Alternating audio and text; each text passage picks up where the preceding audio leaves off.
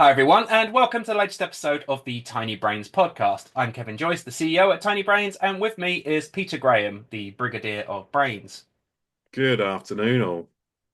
So, what we do on this podcast is we take a look at the biggest stories in XR from the previous week, and last week was a pretty big week. Yeah. Well, the previous week before that was quite a big week, and it's continuing, isn't it? Had the Samsung reveal Galaxy XR, or the Galaxy XR event that happened on Tuesday.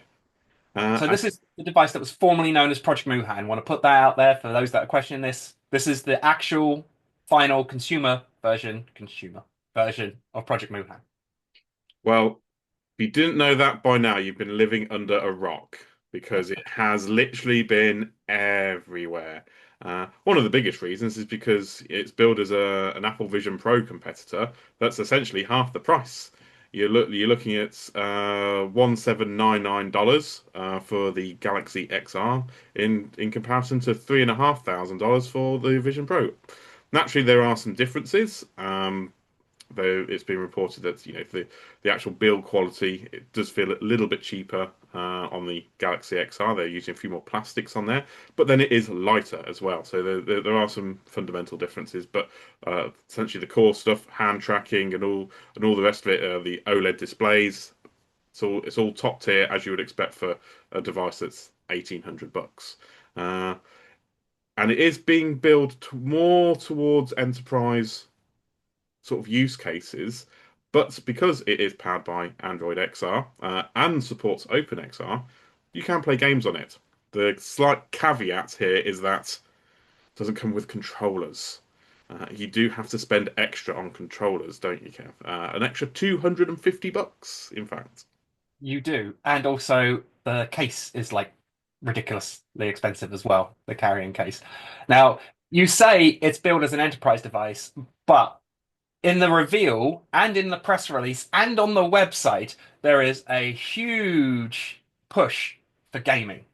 And the launch lineup, I mean, it's all really familiar titles like Job Simulator and whatever else, and stuff that we expected. There's nothing particularly new, but it is a an extensive lineup. It's coming at launch. So while it is like, oh yes, this is our enterprise device, they clearly are expecting prosumers to jump on board with this. And my question to you, Peter, is, do you think they will? I think some will. I don't necessarily think people will buy or spend, well, it'll be once you buy the controllers as well, over $2,000 to play Job Simulator. But I do think some will utilize it and want to use it for gaming in high level gaming, and also you can connect it to a PC so you can play like PC VR games.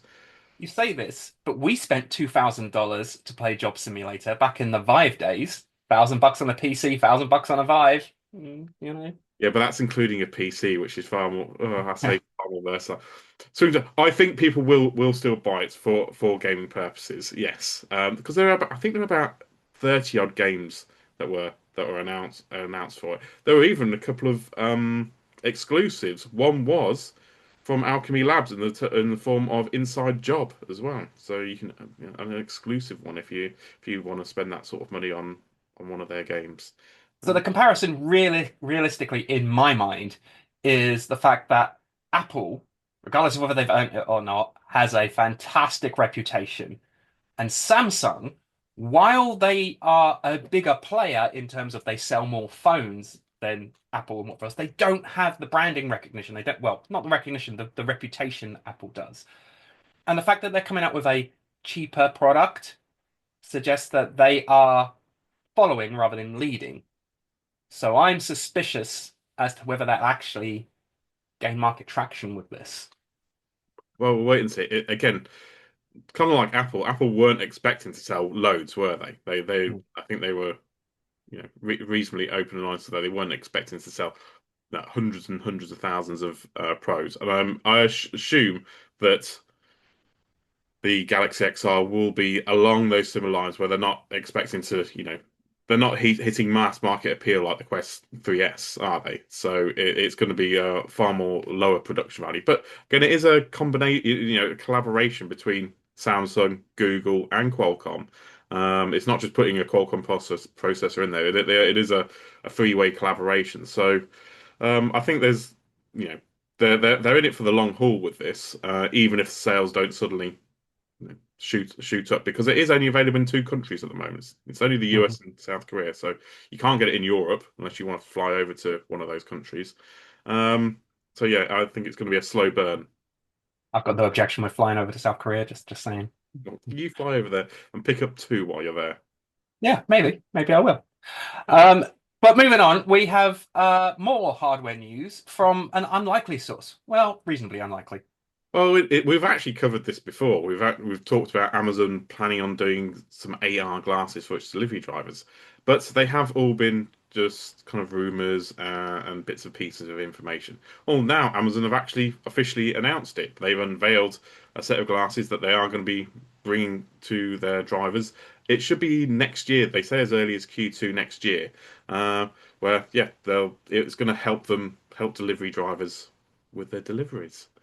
Essentially, it's codename Jayhawk. They they aren't going to be the most stylish. These are not Ray-Bans. These are Amazon AR glasses for their drivers. But they're kind of cool as far as I don't think they're going to come to our UK drivers though. They're only planning like a production run of about 100,000 units, which will probably just do America.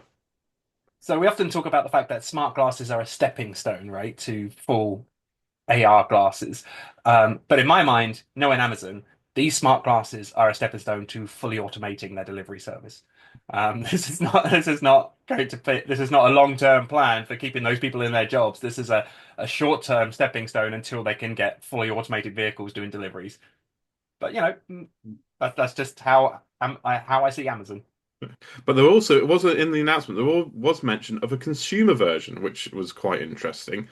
There weren't really any other details other than, there were plans for a consumer version. But if this would then mean that it's not like smart glasses, because this is essentially an AR headset, because it will have a display for real-time navigation. So they are then planning a rival for Meta's like Orion in a way, if they're planning a consumer version. And beta testing it with their delivery drivers. Yeah, yeah, yeah. Who better to test it with thousands of employees? Mm. But talking about Meta's smart glasses, we have the Oakleys, the Yeah. Vanguard. Well, there's been so many like coming here. We've had different like smart glasses from Ray-Ban Meta, and the Oakley Meta Vanguard are now available. Multiple countries here in the UK, in the US, quite a few places. And these are the smart glasses that are geared around activities like extreme sports and stuff like that. So rather than having a camera on the side, it's right in the center for that perfect sort of like field of view. And it's also got a wide field of view as well. It's 122 degrees rather than 100 on all the other smart glasses. So it's really geared around, going skiing and stuff like that. Ideal for, this time of year when you're all going to be hitting the slopes and you want some really cool glasses to record all your fun, like carvings down the mountains. Yeah, there you go. 500 That's bucks. exactly what I do. Yeah, Yeah. Yeah. yeah. I think it's a good. I think it's good. I think it's a nice stepping stone. Let's keep it going. More different types of smart glasses that do different things for different activities. I think, yeah, I got no problem with this at all. I think it's good. Fill those niches. Indeed. Talking about a niche, LBE is kind of in a weird place right now, right? LBE VR. Yeah. It's, I mean, post-COVID, some countries have doubled down and come back with it really strong, others not so much. But Sandbox seems to be one that's thriving despite the turbulence in the industry. Oh yeah, yeah. The Sandbox was doing very well before so it's got a long history. It was doing very well before COVID. Almost went completely under during COVID, and then, like you say, bounced back and is doing better than ever. It's like in 60 odd countries, and they have just announced their latest experience, which is Stranger Things Catalyst, another collaboration with Netflix. They previously collaborated with the company on Squid Game and Rebel Moon, neither of which I've played. And I probably won't play this one either. But yes, if you are a Stranger Things fan, which I really feel like the IP is maybe getting a little bit old now. I don't think there's. Aging a bit, isn't it? It Yeah. is. It is aging a bit. So you've got to be a real dedicated Stranger Things fan. But On yes, the kids that are in it like 45 now or something. that's probably yeah. But yeah, if you like the well, I can't remember what it's called now. The weird world that they have. But yes, Upside down or something, isn't it? yeah. I've only watched the first season. To the So. upside, yeah, yeah, something like that. But if you love all that sort of stuff, then you can go to Sandbox with a few mates and run around. But like you say, like I don't know how it is. LB is in a bit of a weird state, and a lot of these games tend to be very samey. They're almost like redressed zombie games where you are just running around in an environment shooting stuff. Uh, Yeah, I hope Sandbox can do something a bit more elaborate. I'll be honest, I have played several games at Sandbox, and like you say, they're not bad by any means, but they are all quite similar. So hopefully, Strange Things Catalyst kind of mixes it up a little bit. I know it's lowest common denominator stuff because they're not taking on people who have experience in VR, they're taking in just random people off the street, you know. But still, yeah, let's try pushing the envelope a bit, Sandbox. Lastly, we have Tracked Shoot to Survive. This is from People Can Fly and Incuvo. These are the folks behind games like Green Hell VR. And yes, Tracked to Shoot to Survive, while it's not exactly a catchy title, the game does actually look very good. It's a survival adventure. You're stuck in the Canadian wilderness, and you have to try and find your way out. You know, like all survival adventures, look for resources, craft tools, use anything that's within the vicinity to try and survive and not get killed. And it is out for MetaQuest 3 and 3S on the 13th of November. And if you like those sort of games and you want to get in there early, pre-orders are now open, and you get a 15% discount. So that's kind of all right. Yeah, without Kev here, I shall say thank you for watching and come back and see us next week for another Tiny Brains podcast.